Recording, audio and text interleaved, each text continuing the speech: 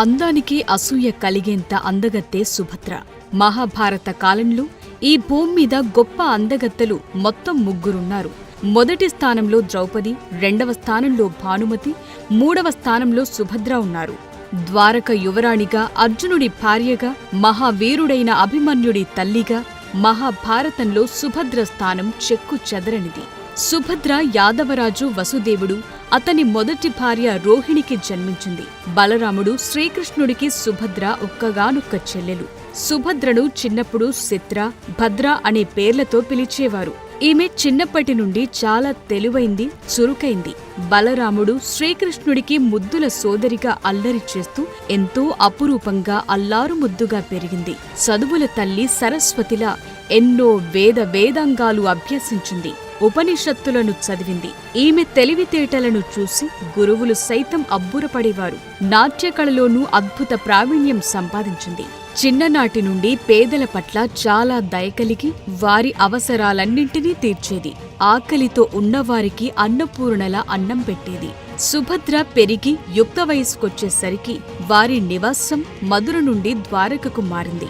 ద్వారక యువరాణిలా తన అన్నలైన బలరాముడు, శ్రీకృష్ణుడికి రాజ్య సంరక్షణలు అనేక సలహాలు, సూచనలు ఇచ్చేది. బలరాముడు తన చెల్లెలు సుభద్ర ఇచ్చే సూచనలను తూచా తప్పకుండా పాటించేవాడు. అంతఃపురంలో సుభద్ర మాటంటే అందరికీ వేదవాక్కులా ఉండేది. పాండవుల గురించి తన అన్నలు బలరాముడు, శ్రీకృష్ణుడు మాట్లాడుకుంటుండగా విని పాండవ మధ్యముడైన అర్జునుడిపై ప్రేమను పెంచుకుంటుంది. అతని గుణగణాలను, శౌర్య ప్రతాపాలను తెలుసుకుని ఎప్పటికైనా అర్జునుడిని పెళ్లి చేసుకోవాలనుకుంటుంది. అయితే సుభద్రను కౌరవ అగ్రజుడైన దుర్యోధనుడికి ఇచ్చి పెళ్లి చేయాలని బలరాముడు భావిస్తాడు. ఈ విషయం తన చెల్లి సుభద్రకు చెప్పకుండా తన మనసులోనే ఉంచుకుంటాడు. ఇదిలా ఉండగా ద్రౌపది స్వయంవరంలో అర్జునుడు మత్స్యయంత్రాన్ని ఛేదించి ద్రౌపదిని తీసుకుని అర్జునుడు అతని మిగతా సోదరులందరితో కలిసి తాము నివాసముండే ఏకచక్రపురానికొచ్చి తన తల్లి కుంతీదేవితో అమ్మా బహుమతి తెచ్చాను అంటాడు అర్జునుడు. అప్పుడు పూజలో ఉన్న కుంతికి సరిగా వినపడక భిక్ష తెచ్చాడనుకుని 5 అన్నదమ్ములు సమానంగా పంచుకోండి అంటుంది. ఆ తరువాత ద్రౌపదిని చూసి అయ్యో తప్పయిందే, నేను అన్నం తెచ్చాననుకుని 5 సోదరులు పంచుకోమన్నాను, ఒక అమ్మాయిని ఎలా పంచుకుంటారు, అది తప్పు కదా అని మదనపడసాగింది. అప్పుడు అక్కడకు శ్రీకృష్ణుడు వచ్చి ద్రౌపది గత జన్మలు మహాశివుని 5 గుణాలు కలిగిన భర్తను ప్రసాదించమని వరం కోరుకుంది. అప్పుడు శివుడు 5 గుణాలు ఒక్కరిలో ఉండటం అసాధ్యమని చెప్పి ఇంద్రుణ్ణి 5 మూర్తులుగా రూపొందించాడు. ఆ పంచేంద్రియాలే ధర్ముడు, వాయువు, ఇంద్రుడు, అశ్వినులు. వారి ద్వారా ఈ జన్మలు పంచపాండవులు జన్మించారు. కాబట్టి 5 పాండవులు ఒక్క ద్రౌపదిని పెళ్లి చేసుకోవటం తప్పు కాదు, అది విధి అని చెప్పి ద్రౌపదిని పాండవులకు ఇచ్చి పెళ్లి జరిపిస్తాడు. పెళ్లి తరువాత 5 పాండవులు ద్రౌపదితో కాపురం చేయటానికి కొన్ని నియమాలను రూపొందించుకున్నారు. దాని ప్రకారం ఆమె ఒక పాండవునికి 1 సంవత్సరం మాత్రమే భార్యగా ఉంటుంది. ఆమె ఒక పాండవుని దగ్గర భార్యగా ఉన్నప్పుడు ఆమె గదిలోకి అప్పటి భర్తను మాత్రమే అనుమతిస్తారు. మిగతా పాండవులు ఆమె గదిలోకి ప్రవేశించకూడదు. వారి ఏకాంతాన్ని చూడకూడదు. ఒప్పందాన్ని మీరి ఒకవేళ ఎవరైనా వారిని చూస్తే వారు 1 సంవత్సరం పాటు తీర్థయాత్రలు చేస్తూ బయట అరణ్యాల్లో జీవించాలి. అలాగే మన జీవితం చివరి వరకు ద్రౌపది పాండవుల పట్టపురాణిగా ఉంటుంది. ఒకవేళ ఎవరైనా పాండవుడు ఇంకో పెళ్లి చేసుకున్నా ఆమెను ఇంద్రప్రస్థంలోకి తీసుకురాకూడదు. వారిని వారి రాజ్యంలోనే ఉంచాలి. ఈ నియమాలన్నింటికీ కట్టుబడి ఉంటామని పాండవులందరూ వాగ్దానం చేశారు. అయితే ఒకసారి అర్జునుడు బ్రాహ్మణుడికి సహాయం చేయటానికి తన ఆయుధాల కోసం ధర్మరాజు గదికి వెళ్లి అక్కడ ద్రౌపది, ధర్మరాజుల ఏకాంతాన్ని చూసి ఒప్పందాన్ని మేరతాడు. అందుకు 1 సంవత్సరం పాటు తీర్థయాత్రలు చేయాలని నిర్ణయించుకుంటాడు. కోణలు దాటుకుంటూ గంగానదికి చేరి స్నానం చేస్తూ ఉండగా అక్కడ అతన్ని నాగరాజు కౌరవ్య కుమార్తె అయిన ఉలూపి చూస్తుంది. అర్జునుడిని చూసి మోహించిన ఉలూపి తనను పెళ్లి చేసుకోమని వేడుకుంటుంది. అందుకు అర్జునుడు అంగీకరించి ఉలూపిని పెళ్లి చేసుకుంటాడు. ఉలూపి చాలా తెలివైంది, గొప్ప అందగత్తె కూడా. ఆమె అర్జునుడికి నాగశక్తులను బహుమతిగా ఇస్తుంది. అంతేకాక విలువిద్యకు సంబంధించి మాంత్రిక శిక్షణను కూడా ఇస్తుంది. వీరికి ఇరవాణుడు అనే కుమారుడు జన్మించాడు. ఉలుపిని నాగలోకంలోనే ఉండమంటాడు అర్జునుడు. ఎందుకంటే ఇంద్రప్రస్థంలోకి ద్రౌపదిని తప్ప మిగిలిన ఏ భార్యలను తీసుకురాకూడదని పాండవుల నియమం. తరువాత అర్జునుడు తన ప్రయాణాన్ని కొనసాగించి కావేరీ నది పరిసర ప్రాంతంలోని మణిపురం చేరుకుంటాడు. అది ఇప్పటి మణిపూర్ రాష్ట్రం. అక్కడ యువరాణి చిత్రాంగద అర్జునుడిపై మనసు పడగా ఆమెను కూడా పెళ్లి చేసుకుంటాడు అర్జునుడు. తరువాత వీరికి బబ్రువాహనుడు అనే కుమారుడు జన్మిస్తాడు. మణిపురం రాజు చిత్రవాహనుడికి కొడుకులు లేకపోవటం వల్ల చిత్రాంగదకు పుట్టిన బబ్రువాహనుడిని తన రాజ్యానికి రాజును చేస్తానని చెప్పి కూతురుని మనవడిని తనతోనే ఉండమంటాడు. తన కొడుకు బబ్రువాహనుడిని భార్య చిత్రాంగదను మణిపూర్లోనే ఉంచి అర్జునుడు తన తీర్థయాత్రను కొనసాగిస్తాడు.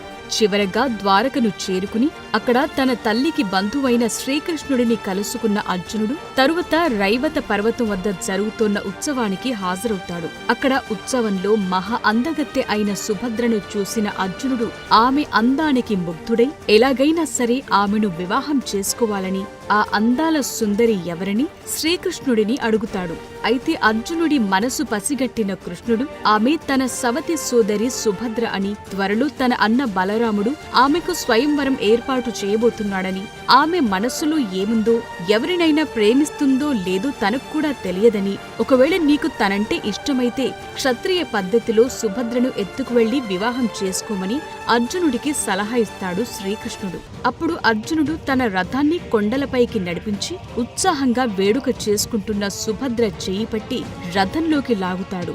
అప్పుడు మొట్టమొదటిసారిగా అర్జునుడిని చూస్తుంది సుభద్ర. నా పేరు అర్జునుడని, నేను నిన్ను వివాహం చేసుకోవాలనుకుంటున్నానని చెప్తాడు. ఇన్నాళ్లు తను కలలు కన్న అర్జునుడే తన ముందు నిలిచి పెళ్లి ప్రస్తావన తేవటంతో మురిసిపోయిన సుభద్ర తనకు కూడా ఇష్టమేనని చెప్పటంతో అర్జునుడు తన రథాన్ని రైవత పర్వతం నుండి ఇంద్రప్రస్థం వైపు పరుగులు పెట్టిస్తాడు.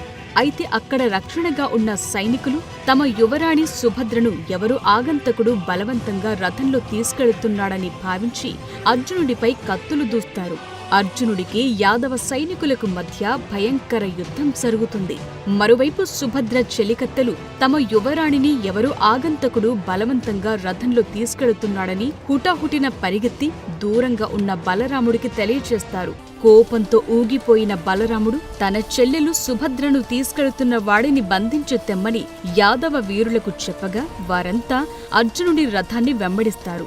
యాదవ వీరులు అర్జునుడిపై అనేక బాణాలను సంధిస్తారు. వాటన్నింటినీ తప్పించుకున్న అర్జునుడు వారిపై అనేక అస్త్రాలను ప్రయోగిస్తాడు. అర్జునుడికి యాదవ వీరులకు మధ్య యుద్ధం భయంకరంగా జరుగుతుంది. ఆ యుద్ధంలో అర్జునుడు యాదవ వీరుల రథాలను, గుర్రాలను ధ్వంసం చేస్తాడు. వారిని దారుణంగా గాయపరుస్తాడు. అర్జునుడి ధాటికి తట్టుకోలేక యాదవ వీరులంతా పారిపోయొచ్చి బలరాముడికి జరిగిన విషయాన్ని తెలియచేస్తారు. అప్పుడు బలరాముడు యాదవ పెద్దలతో పాటు వృష్ణులు, అంధకులతో ఒక సమావేశాన్ని ఏర్పాటు చేసి సుభద్రను ఎలా రక్షించుకోవాలో సలహా చెప్పమని కోరతాడు. అప్పుడు అక్కడకు శ్రీకృష్ణుడు వచ్చి సుభద్రను ఎత్తుకెళ్లింది అర్జునుడని, వారిద్దరూ ఒకరినొకరు ఇష్టపడుతున్నారని తెలియచేస్తాడు. మహావీరుడైన అర్జునుడే సుభద్రను కోరుకున్నప్పుడు మనం అడ్డుపడటం భావ్యం కాదని పెద్దలందరూ భావించి వారిద్దరికీ పెళ్లి చేసి పెద్దరికాన్ని నిలుపుకోమని బలరాముడికి సూచిస్తాడు. సుభద్రను దుర్యోధనుడికి ఇచ్చి పెళ్లి చేయాలనుకున్న బలరాముడు సుభద్ర అర్జునుడిని ఇష్టపడుతుందని తెలుసుకుని చెల్లెలి సంతోషం కోసం వారిద్దరికీ పెళ్లి చేయటానికి అంగీకరిస్తాడు. ద్వారకకు తిరిగి వస్తే శాస్త్రోక్తంగా పెళ్లి జరిపిస్తామని వేగుల ద్వారా వర్తమానాన్ని అర్జునుడికి చేరవేస్తారు. తరువాత అర్జునుడు కూడా తను సుభద్రను పెళ్లి చేసుకోవాలనుకుంటున్నానని, మీ అంగీకారం తెలియచేయమని ధర్మరాజుకు ఒక లేఖను పంపగా వీరిద్దరి పెళ్లికి ధర్మరాజు కూడా తన సమ్మతిని తెలియచేస్తాడు. తరువాత అర్జునుడు సుభద్రతో ద్వారక చేరుకుని అక్కడ అందరి సమక్షంలో వైదిక ఆచారాలతో సుభద్రను వివాహం చేసుకుంటాడు. పెళ్లి తరువాత సుభద్రను ఇంద్రప్రస్థంలోకి ఎలా తీసుకెళ్లాలో తెలియక అర్జునుడు మదనపడసాగాడు. భర్త బాధను అర్థం చేసుకున్న సుభద్ర ఎప్పటికైనా పాండవ పట్టమహిషి ద్రౌపదేనని, అర్జునుడి పక్కన మొదటి స్థానం కూడా ద్రౌపదిదేనని, ఆమె తరువతే నేనని, మన వివాహాన్ని ద్రౌపది అంగీకరించుకుంటే నేను ద్వారకలోనే ఉంటానని అర్జునుడికి అనునాయంగా తెలియచేస్తుంది. తనను గోవుల కాపరిగా, ద్రౌపది దాసిగా తీసుకెళ్లమని సలహా కూడా ఇస్తుంది. సుభద్ర అంతరంగాన్ని తెలుసుకున్న అర్జునుడు ద్రౌపది పట్ల సుభద్రకు ఉన్న గౌరవానికి ఆశ్చర్యపోతాడు. సుభద్ర మంచి మనసుకు సంతోషిస్తాడు. ఏదైతే అదయ్యిందని సుభద్రను తీసుకుని ఇంద్రప్రస్థానికి ప్రయాణమవుతాడు అర్జునుడు. తమ ఇంటి అదృష్టలక్ష్మి అయిన సుభద్రకు రత్న రాసులు, మణిమాణిక్యాలు, తన కనక వస్తువాహనాలను కానుకలుగా ఇస్తాడు బలరాముడు. అయితే వాటన్నింటినీ సున్నితంగా తిరస్కరించి సుభద్రను మాత్రమే తీసుకుని బయలుదేరుతాడు అర్జునుడు. ఇంద్రప్రస్థంలో అర్జునుడు సుభద్రలను, కుంతి, ఆమె 4 పాండవులు ఘనంగా స్వాగతిస్తారు. అర్జునుడి పక్కన ఉన్న సుభద్రను చూసి ద్రౌపది ఎవరిని అడగ్గా, ఈమె ద్వారకలో గోవుల కాపరి, ఇంద్రప్రస్థంలో గోవులను కాస్తుందని తెచ్చానని చెప్పి తప్పించుకుంటాడు అర్జునుడు. అంతకుముందే వీరిద్దరి వివాహం గురించి పాండవుల మాటల్లో సూచాయగా తెలుసుకున్న ద్రౌపది ఎర్రబడ్డ కళ్లతో కోపంగా తన గదిలోకి వెళుతుంది. సుభద్ర కూడా ద్రౌపది వెనకనే ఆమె గదిలోకి వెళ్లగా బాధలో ఉన్న ద్రౌపది ఎవరు నీవు అని సుభద్రను ప్రశ్నించగా, నేను మీ దాసిని అని వినయంగా బదులిస్తుంది సుభద్ర.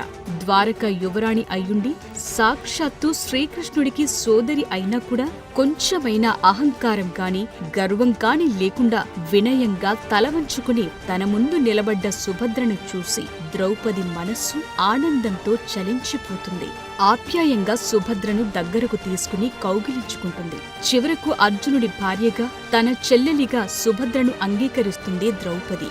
ఇంద్రప్రస్థంలో సుభద్ర తన అత్త కుంతిని ఎంతో ప్రేమగా చూసుకుంటుంది. ధర్మరాజు, భీముడిని తన బావలుగా, నకుల సహదేవులను తన మరుదులుగా గౌరవంగా చూస్తుంది. ద్రౌపది 5 భర్తలతో కాపురం చేస్తున్నప్పుడు సుభద్ర ఒక్కతే అర్జునుడి దగ్గర ఉండి అతన్ని ఎంతో ప్రేమగా జీవితాంతం చూసుకుంది. సుభద్ర, అర్జునుల అన్యోన్య దాంపత్యానికి గుర్తుగా అభిమన్యుడు జన్మిస్తాడు.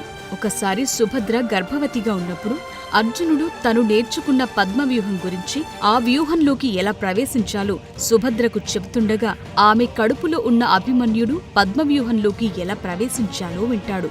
పద్మవ్యూహం నుండి బయటకు ఎలా రావాలో అర్జునుడు చెబుతుండగా సుభద్ర నిద్రపోతుంది.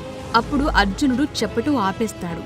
అలా పద్మవ్యూహ ప్రవేశం గురించి తెలుసుకున్న అభిమన్యుడు అందులోంచి బయటకు ఎలా రావాలో తెలియక మహాభారత యుద్ధంలో మరణిస్తాడు. తరువాత ధర్మరాజు దుర్యోధనుడితో పాచికలాట ఆడి జూదంలో తానోడి తమ్ముళ్లతో సహా ద్రౌపదిని పణంగా పెట్టి ఓడిపోతాడు. అప్పుడు దుర్యోధనుడు తన దాసి అయిన ద్రౌపదిని సభలోకి ఈడ్చుకురమ్మని తమ్ముడిని కోరగా దుశ్శాసనుడు ద్రౌపది జుట్టుపట్టి సభలోకి ఈడ్చుకువస్తాడు. అప్పుడు దుర్యోధనుడు ద్రౌపదిని వివస్త్రను చేయమని చెప్పగా దుశ్శాసనుడు ఆమె చీరలాగుతాడు. ఆ విషయం తెలుసుకున్న సుభద్ర ఎంతో బాధపడి తన అన్న శ్రీకృష్ణుడిని ప్రార్థించి ద్రౌపదిని కాపాడమని కోరుతుంది. సుభద్ర కోరికను మన్నించిన శ్రీకృష్ణుడు చీరను ఇచ్చి ద్రౌపదిని రక్షిస్తాడు.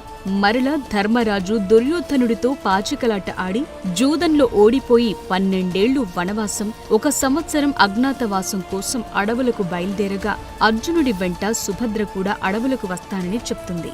అయితే అర్జునుడు అందుకు నిరాకరించి సుభద్రను, అభిమన్యుడిని ద్వారకకు పంపిస్తాడు. 13 ఏళ్ల పాటు ద్వారకలోనే ఉన్న సుభద్ర తన సోదరుల సహకారంతో తన కొడుకు అభిమన్యుణ్ణి గొప్ప యోధునిగా తయారు చేస్తుంది. అతనికి అనేక అస్త్రశస్త్రాల ప్రయోగంలో శిక్షణ ఇప్పిస్తుంది. తరువాత తన కొడుకు అభిమన్యుడికి విరాటరాజు కుమార్తె ఉత్తరతో వివాహం జరిపిస్తుంది. వనవాసం, అజ్ఞాతవాసం ముగించుకుని పాండవులు తమ రాజ్యం తమకు తిరిగివ్వమని దుర్యోధనుడి వద్దకు శ్రీకృష్ణుడిని రాయభారం పంపగా అది విఫలమై మహాభారత యుద్ధం అనివార్యమవుతుంది. 13వ రోజు యుద్ధంలో ద్రోణాచార్యుడు పద్మవ్యూహం పన్నుతాడు. త్రిగర్తుల రాజులతో అర్జునుడు యుద్ధభూమికి వేరొక వైపు యుద్ధం చేస్తుంటాడు. అర్జునుడు కాకుండా పద్మవ్యూహాన్ని ఛేదించగలిగే శక్తి కలిగింది అతడి కుమారుడైన అభిమన్యుడికే.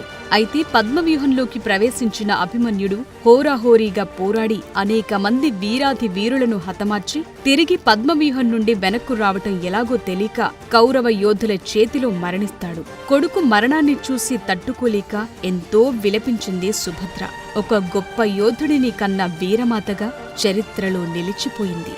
మహాభారత యుద్ధంలో తన 100 మంది పుత్రుల మరణంతో తీవ్ర మానసిక క్షోభకు గురైన గాంధారి కోపంతో యాదవ వంశం మొత్తం నాశనమవుతుందని శ్రీకృష్ణుడిని శపిస్తుంది.